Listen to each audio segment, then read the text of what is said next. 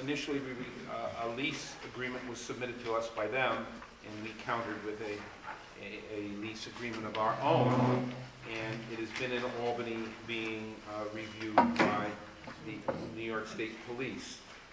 I met with the state police the other day. They have rejected our lease agreement, and they presented to me another lease agreement for the State Police Worksboro Satellite Office, which essentially was the same as they presented to us some time ago. The agreement essentially says Just say one-sided. that yeah, I did it two-sided, that's why it's so small.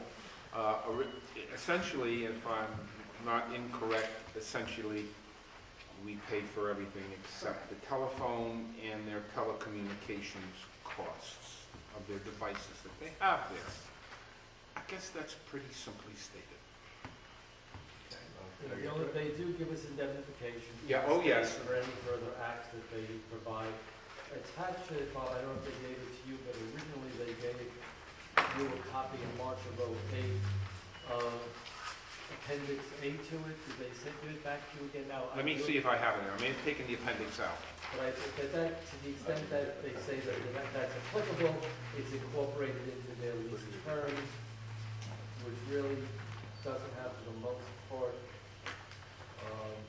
much to do except the non-assignment clause, the non-discrimination clause, international boycott prohibition, which was very helpful to us, privacy notifications, equal employment opportunities, which doesn't mean much for us at this point because they've been renting, and a reciprocal sanction provision if we bid this improperly. But for the most part, that attachment is irrelevant to the lease.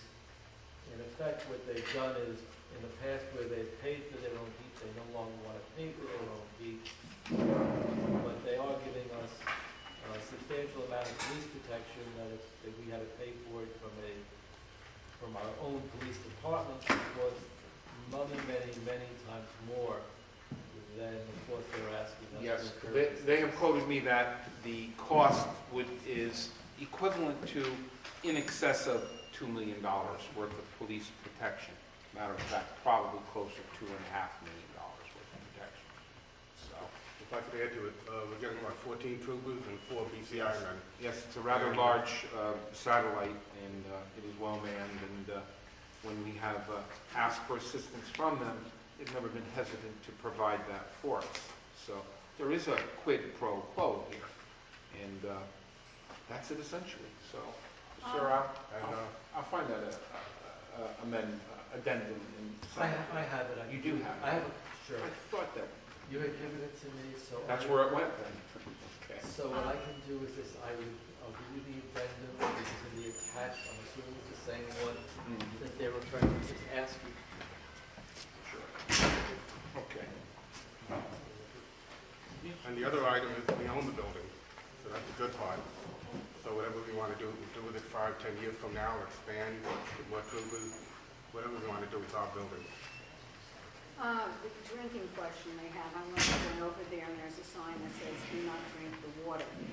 We have the water tested here and chlorinated monthly, I guess? Yes, we Checked. do. How come we're not having it checked over there?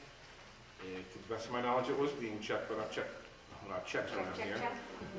Some Romanians too, but the bottom line is I'll talk to them about it. Okay. It might be part of that. At this time, we're providing them with potable water. And if you want to, I guess you can add that to the agenda to adopt authorization for you to execute the lease.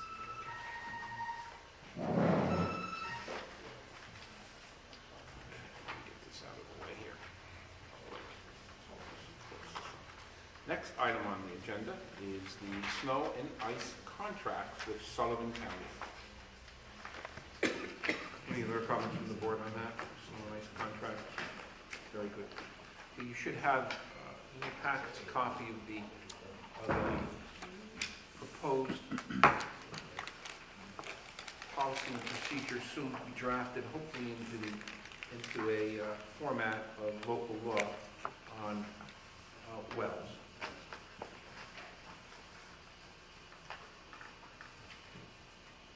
Essentially, wells have to be consistent with New York State Health Department Administration rules and regulations promulgated under Section 10, New York State, NYCRR, Part 5, Appendix 5B, and standards for water wells, hereafter referred to as Appendix 5B. And we want, obviously, this law is being brought forth to promote general health, safety, and welfare of the citizens of Mamakating. Can I just make a quick comment on that? The reason that came forth was when I had initially put forth the 199 section of the code for the Master Plan Review Committee. I put that in there because it's the 198, section 195 as well. And in our code now, that gives the building inspector authority that the building inspector should never have.